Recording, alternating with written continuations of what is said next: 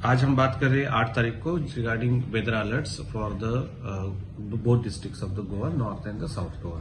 सो आज 8 तारीख के ऊपर जैसे आप लोग सब जानते हैं कि 4 तारीख को मानसून का जो आगमन है वो अपने गोवा स्टेट पे हो गया है।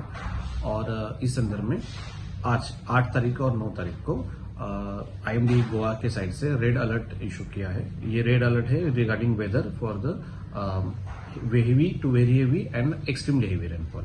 तो आज 8 तारीख को आज हम ये बोल रहे हैं कि heavy to very heavy rainfall कुछ स्थानों पर होने का संभावना है हमारे बोथ डिस्ट्रिक्ट के ऊपर, और साथ में एक्सट्रीमली हेवी रेनफॉल एक और दो स्थानों पे होने का संभावना है। तो एक्सट्रीमली रेनफॉल क्या होता है? जो 204 mm से आगे जो रेनफॉल होता है एक दिन में क्यूमुलेटिव रेनफॉल, उसको हम बोलते हैं कि एक्सट्रीमली हेवी रेनफॉल।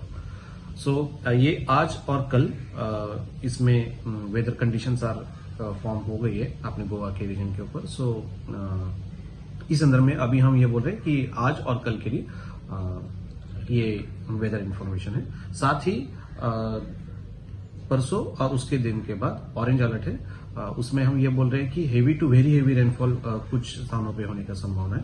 तो सारांश में हम ये बोल सकते हैं कि आज से लेके नेक्स्ट 4 और 5 दिन के लिए अपने गोवा के ऊपर मानसून सक्रिय रहेगा, ज्यादा बारिश होने की संभावना है। तो सभी जो अपने लोग हैं तो उन सब में अब दक्ष रहना चाहिए, अलर्ट रहना चाहिए मानसून के टाइम में।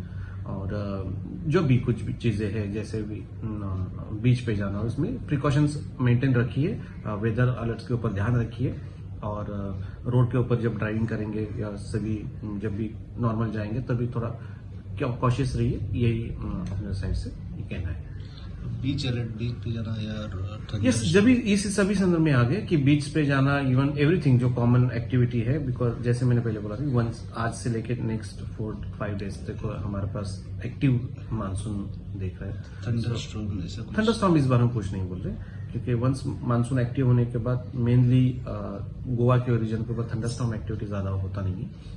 So it is only related to the rainfall intensity and persistent rainfall throughout the day.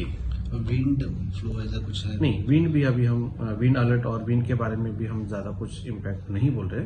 सो ये जनरली जो चीजें हैं थंडरस्टॉर्म और ये मई अप्रैल इस मंथ में आता है। जून और जब मानसून विंड्स यानी it is related to the winds, तो जो भी हमारे ऊपर विंड्स आ रही है तो winds mainly it is coming from the C.